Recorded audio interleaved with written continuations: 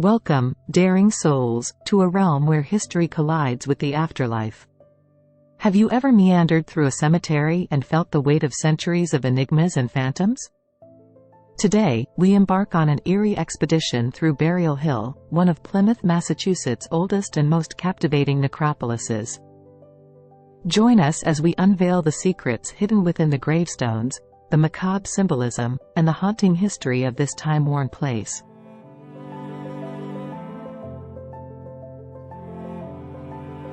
In the shroud of night, a chilling tale emerges from the annals of history, a story whispered in the ghostly winds that sweep through the forsaken seas. In the year 1620, the three-masted merchant ship Mayflower embarked upon a voyage fraught with dark omens. Its cargo, English Puritans who would soon be known as the Pilgrims. On the ominous date of September 6, they set sail, a group of 102 passengers and 30 crew members, venturing forth from the port of Plymouth in southwestern England, leaving behind the known world for the uncharted territories of the New World. But the darkest chapter in this grim chronicle unfurled during the Puritans' first harsh winter, a relentless torment that spanned from January through March of 1621. The Mayflower settlers, ill-prepared and ill-fated, found themselves ensnared in the grip of malnutrition, unforgiving sickness, and woefully inadequate shelter amidst the unforgiving elements. Over half of these unfortunate souls succumbed to the merciless cold. Of the 102 passengers who set foot upon the Mayflower's decks, only 46 survived that winter.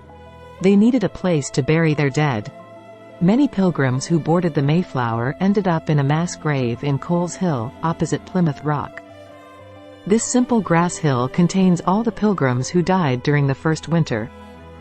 It has no burial markers but a small monument at the top of the hill containing the remains of some pilgrim bones that eroded out of the hillside from a storm. Burial Hill began its ominous role as a pilgrim cemetery in the 1640s. The hauntingly traditional resting place of Plymouth's ill-fated colonists hides a secret. Within its eerie confines, no trace remains of the ill-fated Mayflower passengers who met their doom here, their souls eternally lost, their resting places shrouded in darkness. As the centuries drifted by, a few burial markers, cryptic relics of the past, emerged. These remnants whisper tales from the late 17th century. The Pilgrims, in their desperation, had fashioned their first markers from the very trees that surrounded them, but these wooden memorials have long since succumbed to the forces that haunted land. Only with the passage of time did the Pilgrims turn to other materials. In the mid-17th century, they began erecting headstones of cold, unyielding stone. The oldest known of these relics, the headstone of Edward Grey, stands as a sentinel from 1681, a chilling testament to the souls that made the dangerous trek across the sea for religious freedom. These burial grounds are akin to spectral museums, with tomb markers that whisper tales of the dearly departed. The cryptic symbols etched upon these stones divulge secrets of faith, culture, and even the eerie specter of wealth and poverty.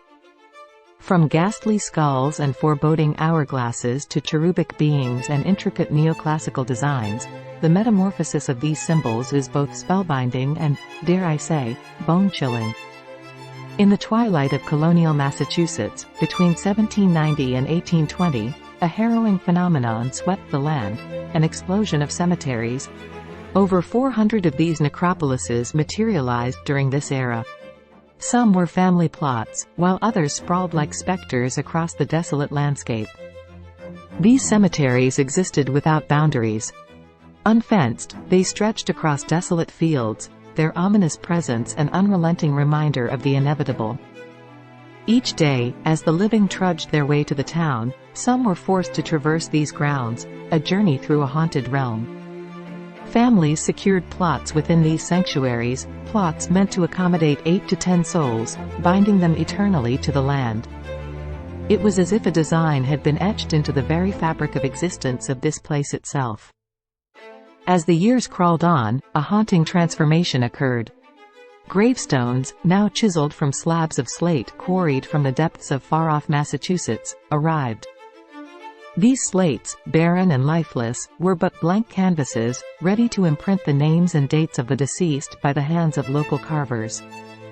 The 19th century ushered in a new era as the cold marble and brownstone found favor. Marble, emerging in the early 1800s, bore the mark of the favored material.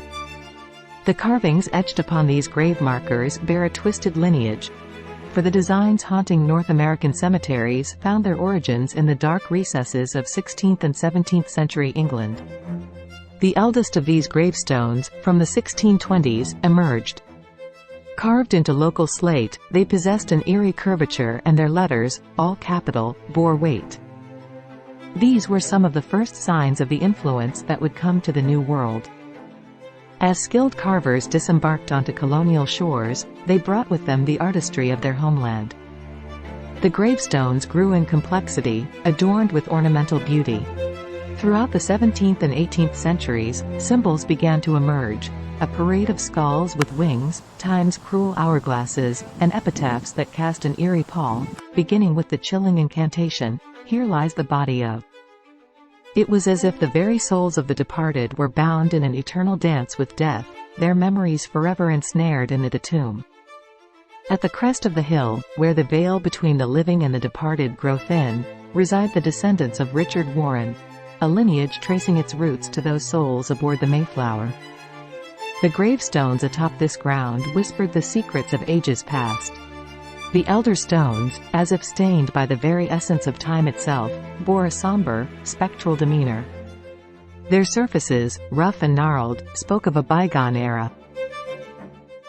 Winged skulls, those macabre emblems of death, time, and mortality, adorned these ancient markers, serving as grim reminders of the fleeting nature of existence.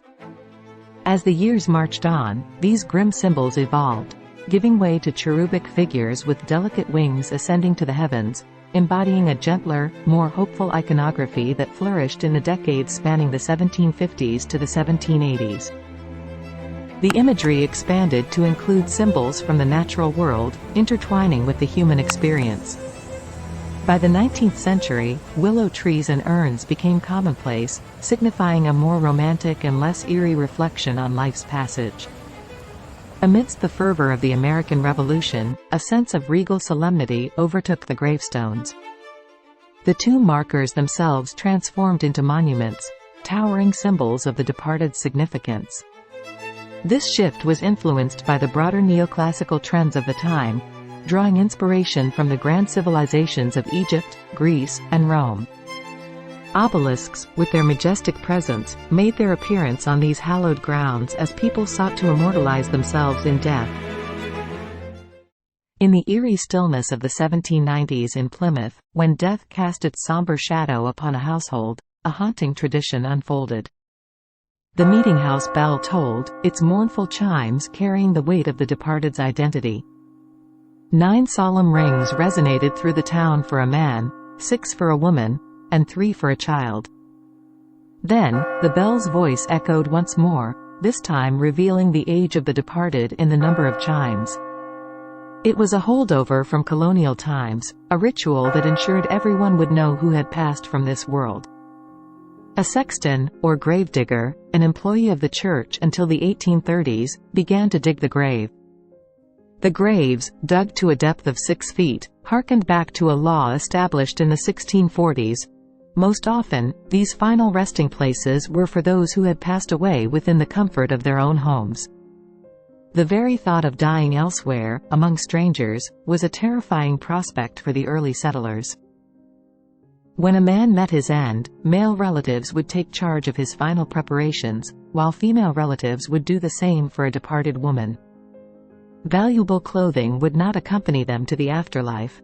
Instead, they were dressed in a simple shroud, typically crafted by a female relative. These shrouds were hastily made and devoid of extravagance, often resembling large shirts with an open back. Friends and neighbors would gather at the deceased's home to offer their last respects. The front parlor became a place of mourning, mirrors hidden beneath white linen cloths. Portraits, and in later times, photographs, were also shrouded in mourning, veiling the visual reminders of happier days. The donning of black mourning attire was a rarity due to its prohibitive cost. In the quiet, somber days of the early Republic, the rituals of death continued with a sense of simplicity and tradition. The coffin, an imposing hexagonal structure, was meticulously crafted by a local carpenter, usually from a soft wood like pine. Painted black, it stood as a solemn vessel for the departed's final journey. After a viewing held at the family's home, the body was transported directly to the burial ground. In a grim testament to the land's unforgiving scarcity and the practical desperation of survival, graves were violated and repurposed. Families and insular communities consigned themselves to sharing the same soil. There, beneath the vast expanse of open sky, no funeral service unfolded at the graveside. Instead, this sacred rite took place as part of the church service, typically about a week after the passing. The grieving family would compose a note to the minister, requesting prayers for the deceased and solace for their own hearts, which the clergy would then read aloud during the church service. The majority of graves in the early Republic were solitary resting places, marked by both a headstone and a footstone. Although the headstone appeared to be only a few inches deep, it extended to about 3 feet beneath the Earth's surface to ensure stability. It was a common practice for approximately 80% of these headstones in New England to face west.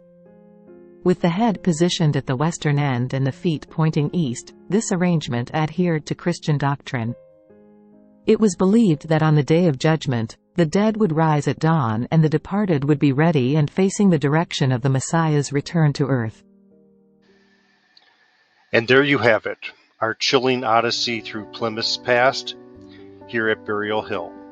Cemeteries such as these enclose mysteries, sagas, and symbolism that transport us to another realm, another dimension. I trust that you relished this exploration as much as I have. Keep in mind, history isn't merely words in books, it's engraved in stone and concealed amidst the shadows of the graves. Until we meet again, stay curious and persist in exploring the mysteries that enshroud us.